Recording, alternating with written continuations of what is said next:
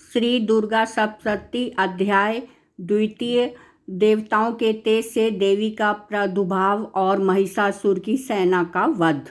ओम मध्य चरित्र के विष्णु ऋषि, महालक्ष्मी देवता, उष्णगण, उष्णक, छंद, शाकंभरी शक्ति, दुर्गा बीज, वायु तत्व और ऋग्वेद स्वरूप हैं।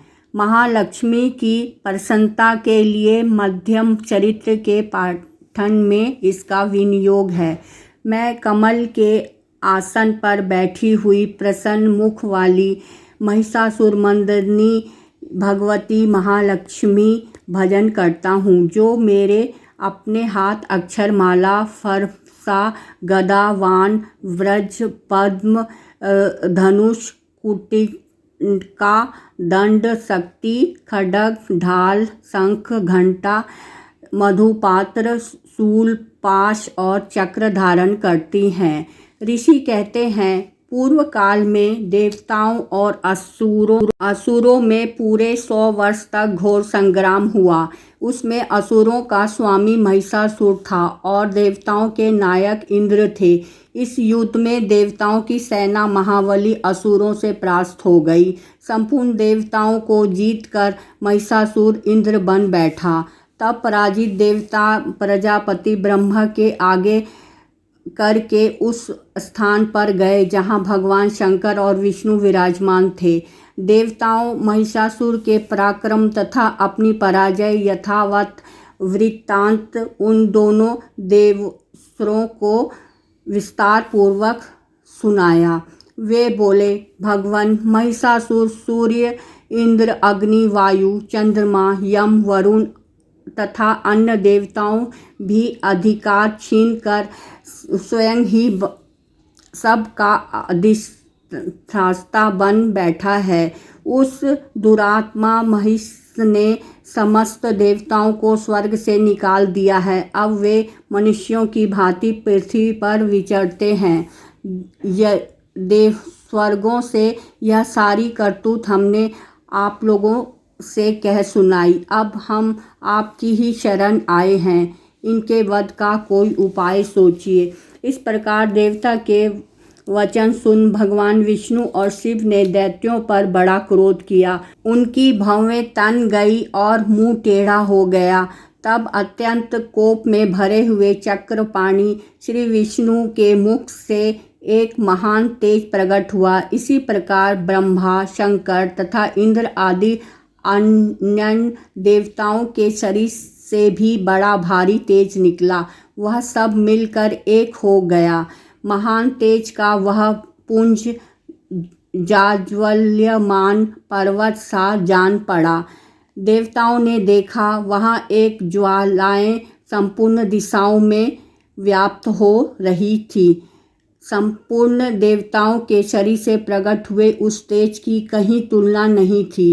एकात्रित होने पर एक नारी के रूप में परिणित हो गया और अपने प्रकाश से तीनों लोकों में व्याप्त जान पड़ा। भगवान शंकर का जो तेज था उससे देवी का मुख प्रकट हुआ। यमराज के तेज से उनके सिर में बाल निकल आए। श्री विष्णु भगवान के तेज से उनकी भुजाएं उत्पन्न हुई। चंद्रमा के तेज से दोनों स्तनों का और इंद्र के तेज से मध्य भाग कटी प्रदेश का प्रादुर्भाव हुआ। वरुण के तेज से जंघा और पिंडली तथा पृथ्वी के तेज से नितंब भाग प्रकट हुआ। ब्रह्मा के तेज से दोनों चरण और सूर्य के तेज से उनकी उंगलियां हुई। वसुओं के तेज से हाथों की उंगलियां और कुबेर के तेज से नासिका प्रकट हुई। उस देवी के दांत प्रजापति के तेज से और तीनों नेत्र अग्नि के तेज से प्रकट हुए थे। उनकी भौहें संध्या के और कान वायु के तेज से प्रकट हुए थे। इसी प्रकार अन्य देवताओं के तेज से भी उस कल्याणकारी देवी का आविर्भाव हुआ। तदंतर समस्त देवताओं के तेज पुंज से प्रकट हुई देवी को देख महिषासुर के सताए हुए देवता बहुत प्रसन्न हुए। पिनाकधारी भगवान शंकर ने अपने शूल से एक शूल निकालकर उन्हें दिया। फिर भगवान विष्णु भी अपने चक्र से चक्र प्रदान करके भगवती को अर्पण किया। वरुण ने शंख भेंट किया, अग्नि ने उन्हें शक्ति दी और वायु ने धनुष तथा वाण से भरे हुए 2 तरकस प्रदान किए। सहस्त्र नेत्रों वाले देवराज इंद्र ने अपने वज्र से वज्र उत्पन्न करके दिया और ऐरावत हाथी से उतारकर 1 घंटा भी प्रदान किया। यमराज ने काल दंड से दंड, वरुण ने पाश, प्रजापति ने स्फटिक काक्षी की माला तथा ब्रह्मा ने कमंडलू भेंट किया। सूर्य ने देवी के समस्त रोमकूपों में अपनी किरणों का तेज भर दिया। काल ने उन्हें चमकती हुई ढाल और तलवार दी। क्षीर समुद्र ने उज्ज्वल हार तथा कभी जीर्ण न होने वाले 2 दिव्य वस्त्र भेंट किए। साथ ही उन्होंने दिव्य चूड़ामणि, 2 कुंडल, कड़े, उज्ज्वल अर्धचंद्र तथा बाहुओं के लिए केयूस, दोनों चरणों के लिए निर्मल निपुर, गले की सुंदर हंसली और सब अंगुलियों में पहनने के लिए रत्नों की बनी अंगूठियां भी दी। विश्वकर्मणि ने उन्हें अत्यंत निर्मल फरसा भेंट किया। साथ ही अनेक प्रकार के अस्त्र और अमोघ कवच दिए। इसके साथ मस्तक और वक्षस्थल पर धारण करने के लिए कभी ना कुम्हलाने वाले कमलों की मालाएं दी। जलाधि ने उन्हें सुंदर कमल का फूल भेंट किया। हिमालय ने सवारी के लिए सिंह तथा भांति भांति के रत्न समर्पित किए। धनाध्यक्ष कुबेर ने मधु से भरा पान पात्र दिया तथा संपूर्ण नागों के राजा शेष ने, जो इस पृथ्वी को धारण करते हैं, उन्हें बहुमूल्य मणियों से विभूषित नागहार भेंट दिया। इस प्रकार अन्य देवताओं ने आभूषण और अस्त्र शस्त्र देकर देवी का सम्मान किया। तत्पश्चात उन्होंने बारंबार अष्टास पूर्वक उच्च स्वर से गर्जना की। उनके भयंकर नाद से संपूर्ण आकाश गूंज उठा। देवी का वह अत्यंत उच्च स्वर किया हुआ सिंहनाद कहीं समा न सका। आकाश उनके सामने लघु प्रतीत होने लगा। उससे बड़े जोर से प्रतिध्वनि हुई, जिससे संपूर्ण विश्व में हलचल मच गई और समुद्र कांप उठे। पृथ्वी डोलने लगी और समस्त पर्वत हिलने लगे।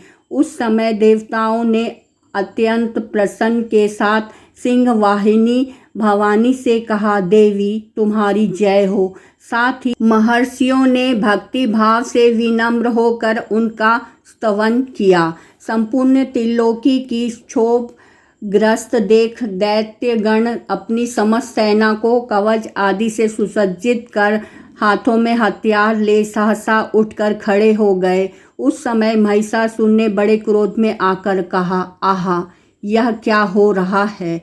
फिर वह संपूर्ण असुरों से घिरकर उस सिंहनाद की ओर लक्ष्य करके दौड़ा और आगे पहुंचकर उसने देवी को देखा, जो अपनी प्रभा से तीनों लोकों को प्रकाशित कर रही थी।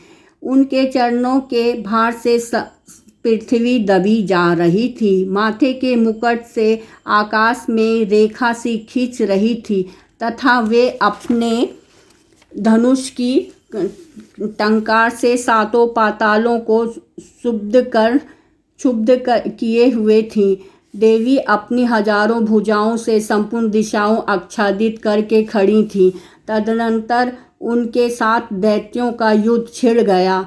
नाना प्रकार के अस्त्र शस्त्रों के प्रहार से संपूर्ण दिशाएं उन्भसित होने लगीं। चिक्षुर नामक महान असुर महिषासुर सेनानायक था। वह देवी के साथ युद्ध करने लगा। अन्य दैत्यों की चतुर्दंगिनी सेना साथ लेकर चमा भी लड़ने लगा। 7,000 रथियों के साथ आकर उदग्र नामक महादैत्य लोहा लिया। 1 करोड़ रथियों को साथ लेकर महाहनु नामक दैत्य युद्ध करने लगा, जिसके रोए तलवार के समान तीखे थे। वह असीलोमा नाम का महादैत्य 5 करोड़ रथी सैनिकों सहित युद्ध में आ डटा। 60 लाख रथियों से घिरा हुआ बालक कल नामक दैत्य भी उस युद्ध भूमि में लड़ने लगा।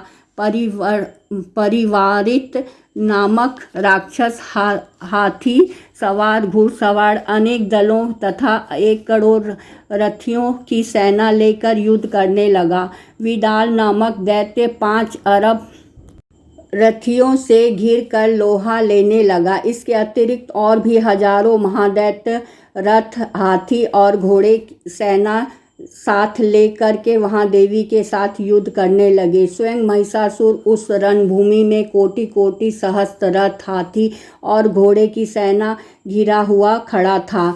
वे दैत्य देवी के साथ तोमर, दीपाल, शक्ति, मूसल, खंड, परशु और पर्टिस आदि अस्त्र शस्त्रों का प्रहार करते हुए युद्ध कर रहे थे। कुछ दैत्यों ने उनके शक्ति का प्रहार किया, कुछ लोगों ने पास फेंके तथा कुछ दूसरे दैत्यों ने खड्ग प्रहार करके देवी को मार डालने का उद्योग किया। देवी ने भी क्रोध में भरकर खेल खेल में ही अपने अस्त्र की वर्षा करके दैत्यों के समस्त अस्त्र काट डाले। उनके मुख पर परिश्रम का, थकावट का रंच मात्र भी चिन्ह नहीं था। देवता और ऋषि की स्तुति करते हुए वे भगवती परमेश्वरी दैत्यों के शरीर पर अस्त्र शस्त्र की वर्षा करती रहीं।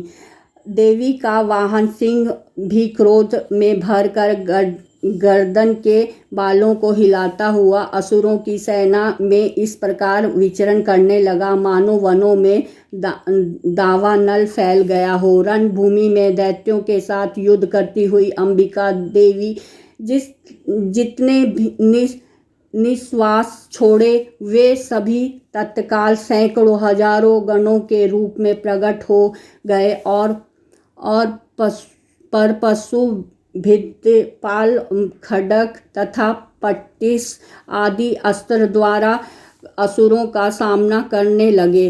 देवी की शक्ति से बढ़े हुए वे गण असुरों का नाश करते हुए नगाड़ा और शंख आदि बजाने लगे। उस संग्राम महोत्सव में कितने ही गण मृदंग बजा रहे थे।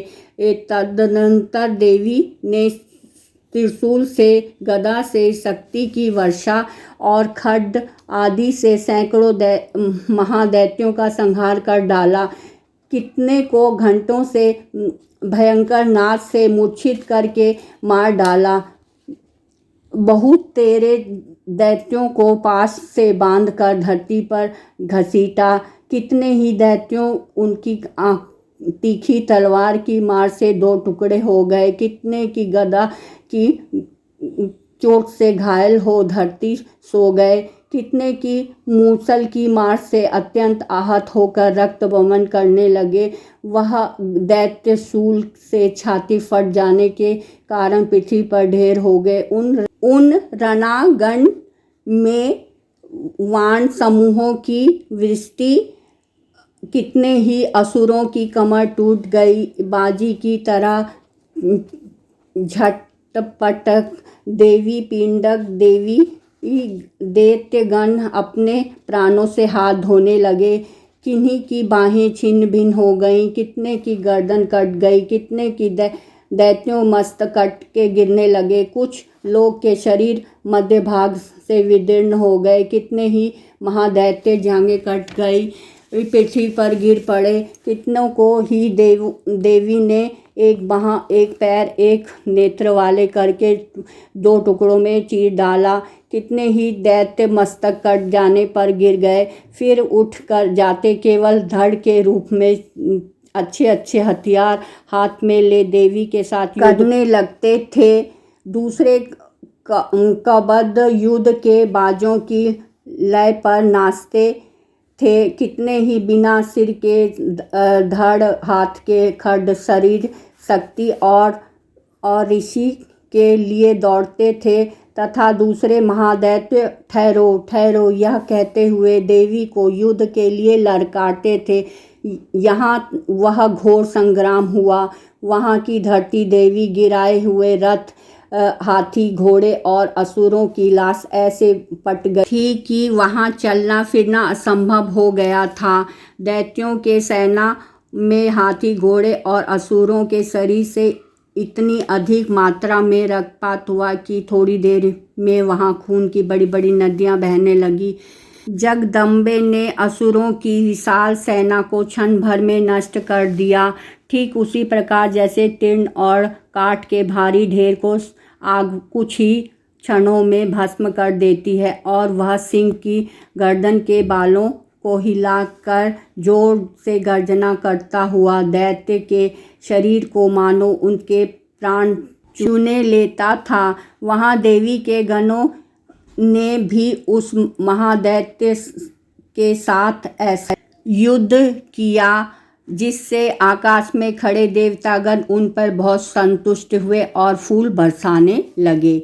इस प्रकार श्री मार्कंडेय पुराण में सार्वजनिक मंतव्य की कथा के अंतर्गत देवी में महिषासुर की सेना का वध नामक दूसरा अध्याय पूरा हुआ।